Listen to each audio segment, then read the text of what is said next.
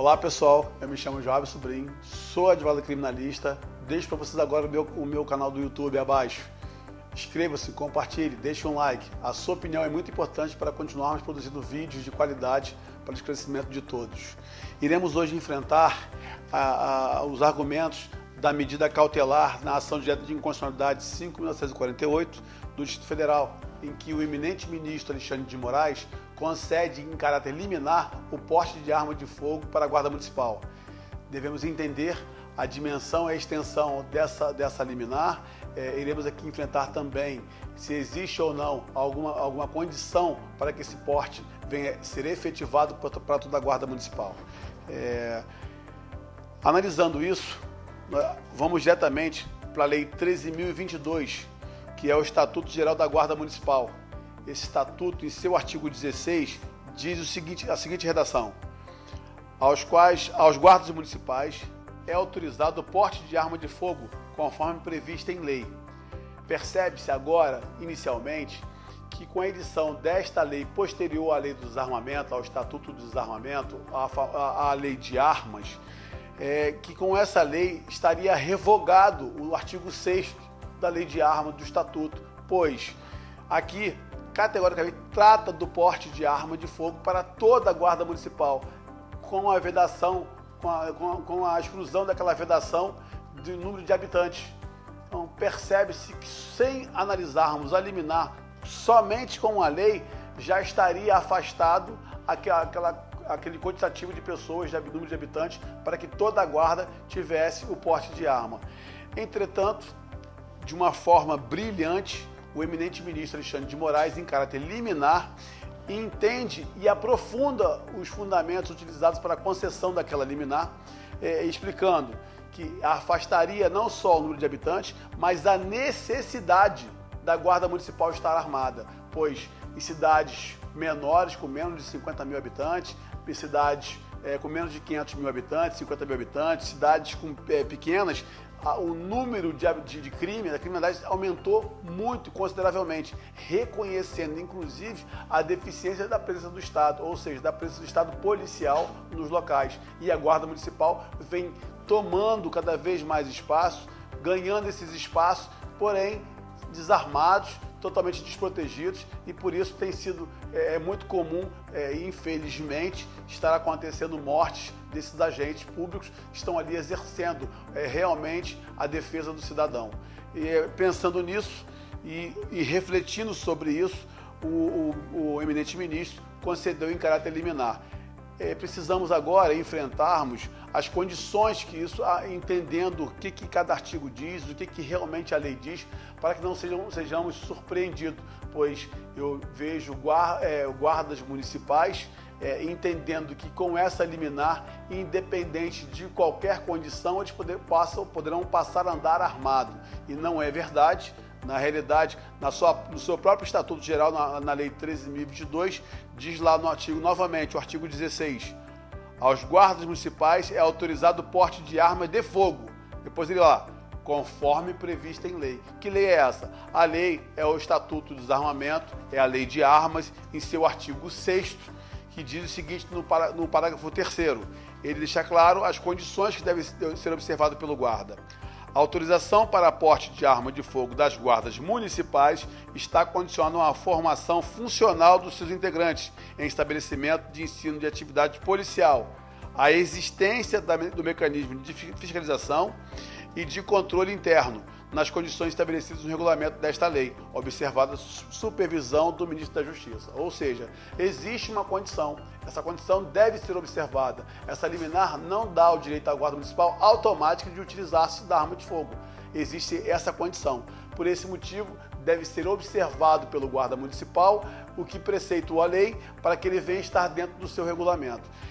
Entendo que, historicamente, a Guarda Municipal, em que pese ter sido criado com outra finalidade, que não era repressivo à criminalidade, devemos agora avançar um pouco no tempo e reconhecermos que esse grupo de agentes vem desempenhando, e com muito louvor, em que pese estarem desarmados, botando sua vida em risco, mas vem desempenhando cada vez mais essa repressão à criminalidade, seja por assalto a transeunte, seja por brigas, por lesões corporais ocasionadas com pessoas que trabalham de forma ilegal no comércio, e a sua proteção hoje ela deve ser vista como um princípio da isonomia, como igualdade. Por que o guarda municipal de grandes capitais, de grandes cidades com maiores habitantes, deve andar armado para se proteger, e a vida daquele que trabalha em cidades menores, que o índice de criminalidade é muito alto, não deve ter a mesma prerrogativa?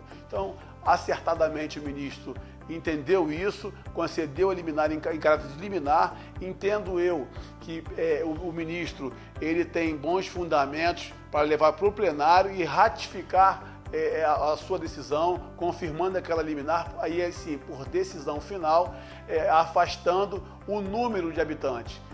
Novamente, preciso informar para os senhores que, confirmando a liminar, o que se está aqui a dizer é que está se afastando o número de habitantes, essa condição de número de habitantes, e não a prerrogativa, aquilo que deve ser enfrentado pelo guarda municipal, de respeitar a lei do Estatuto do Desarmamento, no que concerne aqueles preceitos estampados no inciso 3, que é a formação do guarda, a fiscalização. Ele deve enfrentar aquilo para conseguir andar com sua arma regulamentada e para andar com seu porte de arma, tendo eficácia, inclusive no seu trabalho e fora dele, de sua vida.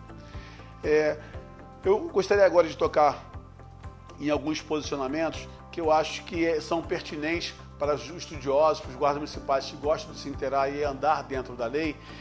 Nós temos algumas autoridades. Eu tenho aqui um artigo, eu estava lendo um artigo de um delegado de polícia, Dr. José Paulo Pires. Ele vem a ser membro lá, delegado da Corregedoria do Estado do Rio de Janeiro. Ele escreveu um artigo sobre a Guarda Municipal do porte de arma. Ele dá uma extensão até maior no seu artigo. Ele entende que a lei, essa lei da Guarda, que regulamentou a Guarda, no artigo 16, a lei 13.022, ele entende que ela é uma novatio legis, que por ter sido criada posteriormente ao Estatuto do Desarmamento, estaria automaticamente revogado o artigo 6º da Lei do Desarmamento com referência à Guarda Municipal. Ele entende exatamente dessa forma, que o inciso 3 e o 4 estariam revogados. Ele trouxe nesse artigo, inclusive, um incidente de inconstitucionalidade referente ao inciso 4, que eu achei magnífico. Ele que foi julgado inconstitucional, o artigo 6º, no artigo 6º, inciso 4 da Lei 10.826, inciso 3, o incidente inconstitucional, ele fala por violar o princípio da isonomia, o princípio da autonomia municipal. Eu dei uma lida nesse artigo, deixo para vocês aqui a critério de cultura, para que vocês possam aprimorar cada vez um pouco mais esse assunto. Esse artigo foi maravilhoso, então eu vou disponibilizar para vocês no nosso canal do YouTube, nos nossos contatos, as nossas redes sociais, para quem quiser ter esse artigo e dar uma lida. Eu acho muito interessante, para que vocês possam cada vez mais contribuir para o ensinamento. E digo para vocês, a lei só tem uma situação, duas coisas que você pode fazer com a lei. A lei ou cumpre ou muda, descumprir jamais. Por esse motivo, e não em caráter eleitoral que estou dizendo isso, é que eu reafirmo para vocês, é a hora de mudança. Nós precisamos mudar a lei. Se a lei falasse aquilo que deveria guarnecer dos direitos de todos nós, não estaríamos aqui agora esperando uma decisão tão importante do judiciário, pois o judiciário é a última via, é quando a lei fracassa e o judiciário deve tomar a frente para regulamentar aquilo que deixou de ser feito pelos legisladores originários, que deveriam realmente exercer o direito do cidadão na sua amplitude. Antes de encerrarmos, gostaria de deixar o meu agradecimento a Moisés Queiroz, membro do Instituto de Defesa de Armas do Estado do Rio de Janeiro, pré-candidato a deputado federal, estendendo ainda também os nossos agradecimentos ao Dr. José Paulo Pires, delegado de polícia, pré-candidato a deputado estadual, e já dizendo para os senhores que não tem cunho eleitoral essa produção desse vídeo. Sempre os agradecimentos são por pessoas como eles, que vêm lutando pela liberdade do cidadão de andar armado, pela liberação da arma para todos, porte de arma para todos, e é por esse motivo que eu faço esses agradecimentos agora no final, já deixando claro para os senhores que a lei só pode ser feita de duas formas com a lei: ou cumpre ou muda, e chegou a hora de mudarmos, pois se nós tivéssemos uma lei mais efetiva, o judiciário agora não precisaria estar enfrentando tal matéria tão importante para a vida do cidadão.